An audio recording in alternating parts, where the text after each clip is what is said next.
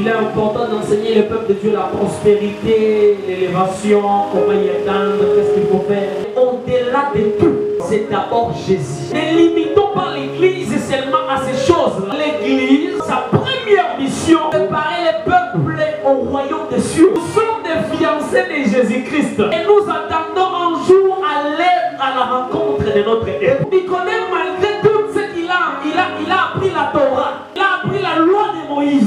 De toutes ses connaissances, il lui manquait quelque chose pour la connaissance du ciel. Il est venu voir Jésus de nuit parce qu'il craignait qu'on le voie poser la question au milieu de la foule. Il dit, que dois-je faire pour hériter le royaume? Et Jésus lui répondit, tout bonnement, il te faudra naître de nouveau. Je vais dire à une personne ce matin qu'il y a de la grâce du ciel et de la grâce de la terre. Quand Dieu parle, il faut des oreilles qui sont habituées à l'entendre pour mieux l'entendre. Il y a certaines choses que vous lisez dans la Bible, vous ne comprenez pas. Il faut que l'Esprit vous aide à le comprendre. C'est maintenant que Jésus lui explique. C'est dont je parle. Il te faut naître d'eau et d'esprit. Il te faut être baptisé et recevoir le Saint-Esprit. Jean-Baptiste faisait le baptême d'eau parce que son ministère était basé sur la repentance. Lui ne se limitait que par là. Il reconnaissait qu'il y a quelqu'un qui devait venir baptiser d'esprit. Maintenant que Christ lui dit, commencez à expliquer c'est quoi le baptême. On parle de baptême. Le mot baptême vient du grec baptizo qui veut dire immersion. Si tu arrives quelque part, on te dit de sauter le feu et tu passes par le baptême, ça ce n'est pas le baptême. Quand on parle de baptême, on parle d'immersion dans l'eau profonde.